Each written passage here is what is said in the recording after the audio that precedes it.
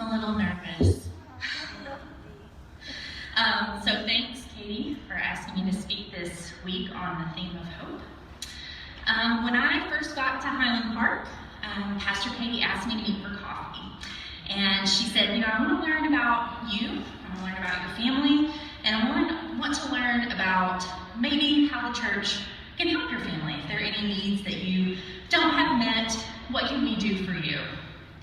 And I was new to the city, I hadn't really met anybody yet, and so it was the first time that I'd really gotten to sit down with someone in a long time and learn about them and have them learn about me.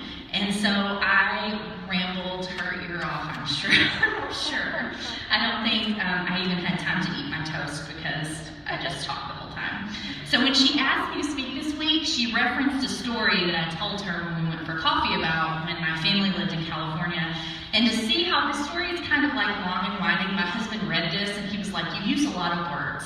And I'm like, yes, because I use a lot of words. So I'm going to have to give you a little bit of background and kind of weave this story into one of hope. So you should know that I'm a librarian. I am super passionate about the positive good that libraries can make in communities. But contrary to popular belief, libraries can't live on love and goodwill. It takes funding to help them operate at peak effectiveness. At the time of this story, I lived in Bakersfield, California, which is home to the least funded libraries in the entire state of California. Today, if you looked at your property tax statement, you would probably see a little portion of that total that's committed to your local library, whether that's city or county.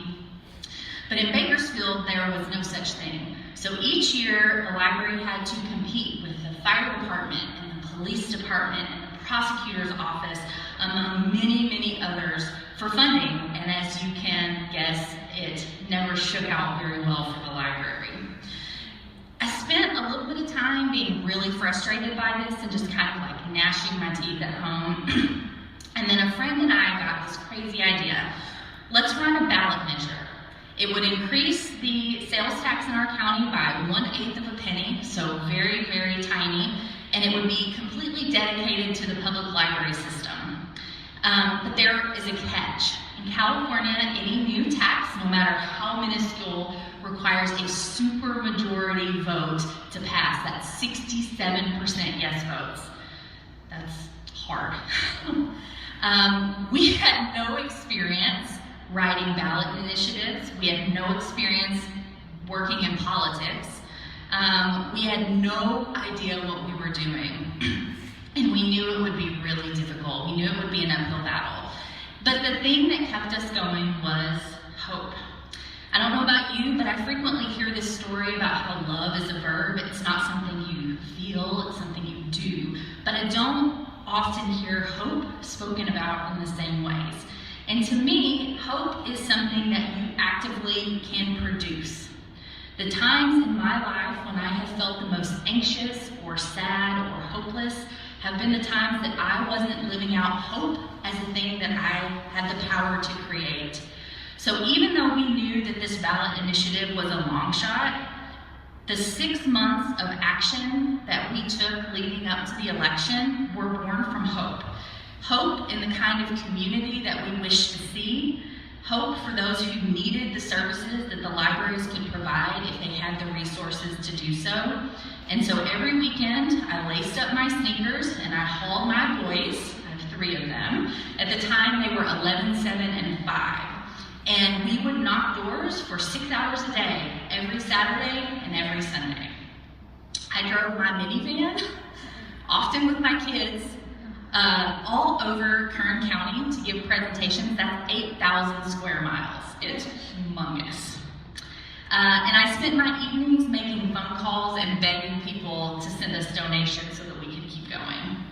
In the end, we got 52% of the vote. But for me, the success of the mission doesn't diminish that hope that we put into the project. There is always room to move toward hope. Finding a faith community is an act of hope. Volunteering to make sandwiches for a memorial service is a form of hope. I made other things, but I don't think I was really helpful.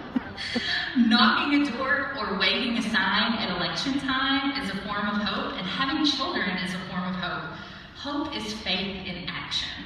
And so I pray that during this season, we all experience that feeling of hope.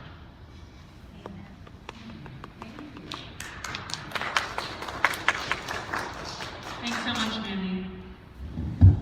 That's your sermon for today. Hope is also a verb. That's good. That'll preach.